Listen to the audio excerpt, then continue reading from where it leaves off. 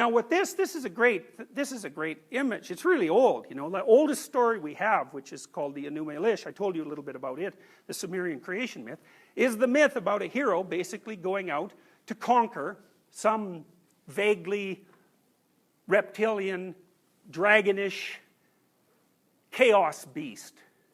And that's really, as far as I can tell, that's really the story of humanity there.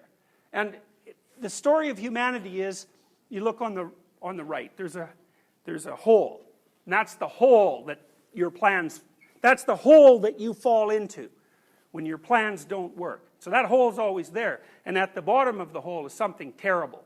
And that's what the dragon is. And then the little castle at the background, well, that's order. That's where you live. And this thing that crawls out of the hole to face you is always threatening order. And the answer is, well, then what do you do about it? And one answer is, man, get those walls up, you know, 800 stories tall and 500 feet thick. And the problem is, well, you can't get out of a castle that's that thick. So maybe that's not so good. You know, and the other thing is just to throw your hands up in despair and say, well, what the hell is the use of having a castle anyways if there's just going to be dragons around it? And then the other one is, well, maybe we should take care of it when it's relatively small. And so, you know, when you're in a relationship, for example, if you don't want it to fall down a pit, then you have to notice when the little dragons are popping up. You know, and those are things that disturb your equilibrium, that produce some negative emotion, but that also sort of call out to you, this isn't acceptable, I should do something about it. And the most important ones to not avoid are the ones that call out to you, this isn't good, I should do something about it, I know what to do, and I could do it. And if you step back from that, well then, all that'll happen is those things will multiply, and multiply, and multiply, and multiply, until they're so big that you're no match for them whatsoever. You'll trip over it, fall down that hole, and that'll be that. And so that's a bad outcome. So that's part of the moral obligation, say, that the existentialists lay on people, and the Jungians as well. It's like, wake up, pay attention. You know, if things aren't going the way that you want them to, and then do what you can as fast as you can to say something about it and fix it, fix it, fix it. Do the things you can to repair the things around you that are producing low quality experience. And then what happens? Well, you get tougher. And the reason you get tougher is because you're engaging in all these little micro battles, and the more you engage in those micro battles, the better you get at battling. And so then you become someone who can say no when you have to say no. And that's a really useful thing to be able to say. Then also the other thing you're doing is that, well, everything around you is trying to turn into chaos, and the chaos is popping up. You're just like, it's like whack-a-mole, you know, that foolish arcade game? Up pops the little weasel and you hit it with a stick. It's like, well, that's what it's like. Little problems pop up.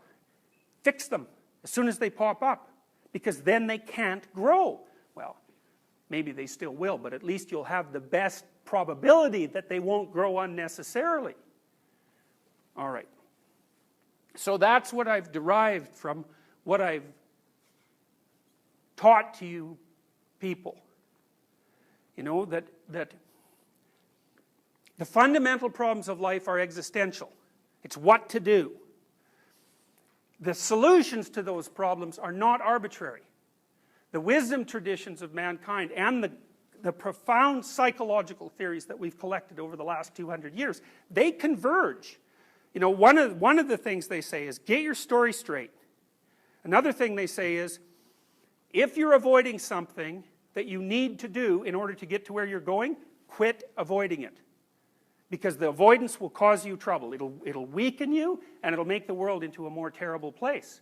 And then the broader sociological, psychological studies, like the ones that were done by people like Solzhenitsyn, who, as you know, isn't generally utilized in a personality class, but he's sort of like a meta Viktor Frankl, as far as I'm concerned.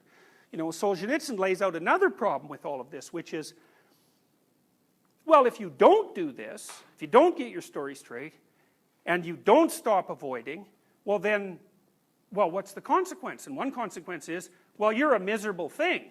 with a very low quality life, and so you're just going to be tortured by existence, and it's perfectly capable of torturing you beyond your endurance, and that sort of sucks for you.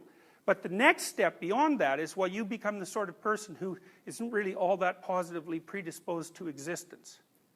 And once you're that sort of person, then anybody who comes along to offer you the opportunity to live inside something rigid and hurt anyone who comes near, you're going to jump on that. Partly because you're afraid, and they offer you security, and partly because you're resentful and bitter and full of hatred, and so you're just waiting for the bloody opportunity to take that out on someone, especially if you can act morally and superior while you're doing it.